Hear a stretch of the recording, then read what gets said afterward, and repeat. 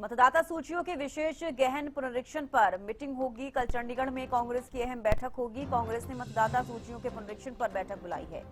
राज्य स्तरीय action and monitoring committee की बैठक होगी। कांग्रेस प्रदेश अध्यक्ष राव नरेंद्र सिंह मौजूद रहेंगे इस बैठक में। नेता विपक्ष भूपेंद्र हुड्डा भी बैठक में शामिल होंगे। हरियाणा कांग्रेस के सह प्रभारी जितेंद्र बघेल भी मौजूद रहेंगे। बूथ स्तर पर पार्टी को सक्रिय करने की रणनीति है। देखना होगा कि कल की बैठक में क्या कुछ खास रहेगा। हालांकि आपको बता दें कि एसआईआर को लेकर जो मीटिंग होनी है, कैसी रणनीति कांग्रेस बनाती हुई नजर आएगी, ये देखने वाली बात होगी। राज्य स्तरीय एक्शन एंड मॉनिटरिंग कमेटी की कल बैठक होनी है। कांग्रेस प्रदेश अध्यक्ष राव नरेंद्र सिंह मौजूद रहेंगे। नेता विपक्ष भूपेंद्र हुड्डा भी बैठक में शामिल होंगे। हरियाणा कांग्रेस के सह प्रभारी जितेंद्र बघेल भी मौजूद रहेंगे। बूथ स्तर पर पार्टी को सक्रिय करने की रणनीति कांग्रेस बनाती हुई नजर आएगी।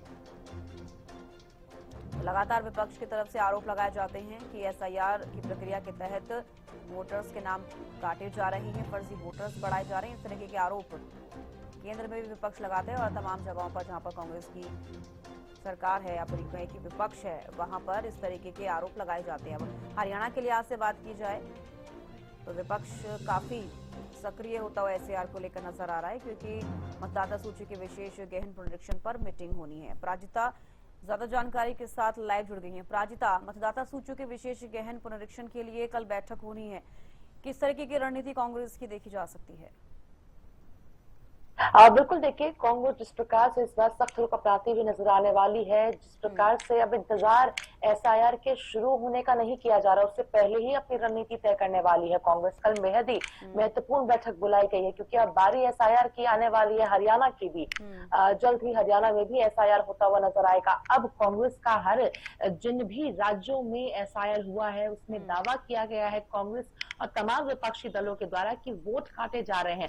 यानी जिन जगहों पे विपक्ष ज्यादा मजबूत है वहां पर वोट काटने का काम किया जा रहा है। यानी एक एजेंट की तरीके से एसआईआर की जितने भी जो प्रक्रिया है उसके तहत जो इलेक्शन कमीशन है वो लगातार वोट काटने का काम कर रही है, एजेंट के तौर पर काम कर रही है। ये दावा विपक्ष के द्वारा लगातार किया जा रहा है। तब इंतजार एसआईआर शुरू होने का नहीं, बल्कि उससे पहले ही कांग्रेस अपनी रणनीति बनाएगी किस प्रकार से वोटों को बचाया जा सके। जो दावा कांग्रेस करती है कि वोटों को इनवैलिड घोषित कर दिया जाता है तमाम चीजों को लेकर। हालांकि इसके पीछे एक और कारण ये हो जाता है कि कांग्रेस जमीनी स्तर पर अपने संगठन को बूथ लेवल तक मजबूत बनाने के प्रयास में जुटी हुई है। एक और जहां एसआईआर को लेकर पहले से ही रणनीति कांग्रेस के द्वारा बनाई जाएगी प्रदेश स्तर पर, उसके साथ साथ बूथ लेवल पर भी कांग्रेस मजबूती से अपने आप को मजबूत करने का प्रयास किया जा रहा है। अब देखने वाली बात होगी का कि क्या रणनीति कल में रहती है, क्या बनाई जाती है रणनीति, और उससे भी ज्यादा दिलचस्प ये होगा जानना कि क्या जमीनी स्तर पर बूथ लेवल तक, क्योंकि जिला अध्यक्षों की चलो नियुक्ति हो गई, मगर बूथ लेवल की भी बात लगातार की जा रही थी कि बूथ लेवल को भी और मजबूत बनाना है। क्या सफल हो पाए कि कांग्रेस उसमें, या केवल थ्योरेटिकली ये तमाम चीजें दिखने को मिलेगी, या सच में धरातल पर कांग्रेस के द्वारा काम किया जाएगा। कल की जो बैठक है बेहद ही महत्वपूर्ण रहने वाली, आगे की रणनीति बनाई जाएगी, जिसमें एसआईआर को लेकर तो रणनीति रहने ही वाली, उसके साथ साथ बूथ लेवल को लेकर भी कार्यकर्ताओं को जिम्मेदारी दी जाएगी। जी बिल्कुल, कहीं ना कहीं कार्यकर्ताओं को और भी स्ट्रांग करने की कोशिश यहाँ पर कांग्रेस करती हुई नजर आएगी। कल की जो बैठक होगी उसके बाद कैसी रणनीति कांग्रेस की रहती है, देखने वाली बात होगी अपराजिता।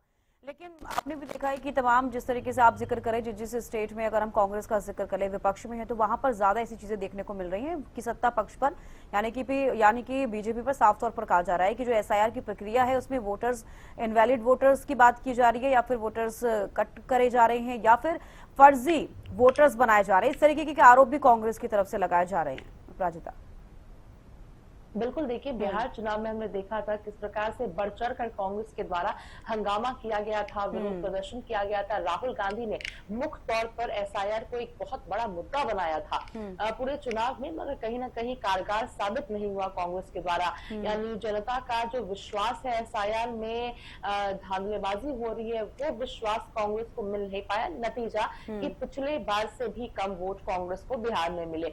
और वहीं अगर टीएमसी की बात करते हैं, बंगाल में जिस प्रकार से एसआईआर को लेकर काफी हंगामा देखने को मिला, हमने देखा किस प्रकार से बीएलओस की बात की जाए, कई सस्पेंड हुए, कई ने रिजाइन दे दिया, कुछ सुसाइड भी सामने निकल कर आया था, कुछ डिप्रेशन में चले गए, तमाम तरह की निकलकर बातें सामने आई थी, काफी हंगामा हुआ था। तो कांग्रेस हो जाए या विपक्षों की बात करते हैं, उनके द्वारा ये दावा किया जा रहा है कि जबरदस्ती जिन जगहों पर विपक्ष मजबूत है वहां पर वोट को काटा जा रहा है। जी। जहां पर सत्तारूढ़ पार्टी मजबूत है वहां पर एसआईआर की प्रक्रिया सही तरीके से हो रही है।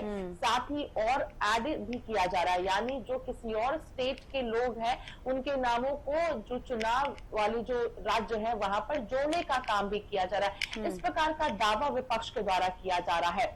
अब हरियाणा की जब बारी आएगी तो 2000 जो चुनाव होने वाला 2029 में उसको देखते हुए उससे पहले ही कांग्रेस अपना यहाँ पर रणनीति बना लेगी, यानी बाद में बीन बजाने से क्या फायदा होगा जब तमाम चीजें हो जाएगी, ढोल पीटने का कोई फायदा होगा नहीं। जरूरी ये हो जाता है कि अभी से तैयारी कर ली जाए। बूथ लेवल पर जो कार्यकर्ताओं को जिम्मेदारी दी जाएगी उससे ये होगा कि डेटा खुद कांग्रेस अपने पास रखेगी। अब अगर जो एसआईआर किया जाएगा जिसमें अगर डेटा बहुत ज्यादा ऊपर नीचे होता है तो कांग्रेस उस पर सवाल कर सकती है कि आखिर इस प्रकार से कैसे हो गया है।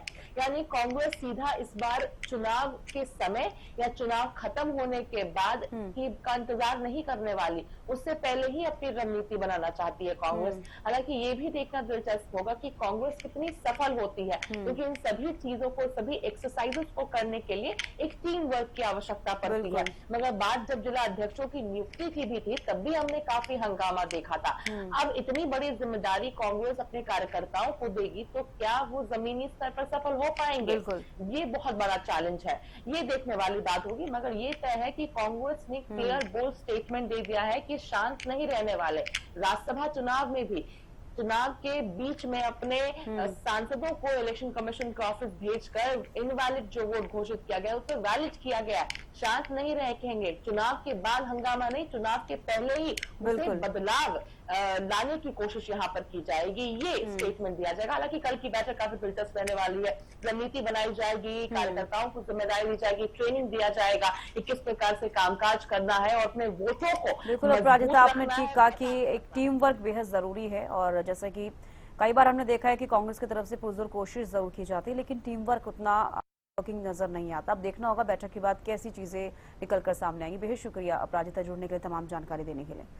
तो देखिए, आपको बता दें कि कल मीटिंग होनी है एसआईआर को लेकर। कांग्रेस रणनीति बनाते हुए नजर आएगी कि कैसे बूथ स्तर तक वोटर्स तक पहुंचे और जो डेटा कांग्रेस भी इस बार निकालते हुए नजर आएगी, कितना फर्क बीजेपी और कांग्रेस के इस डेटा में रहता है जो एसआईआर को लेकर किया जाएगा।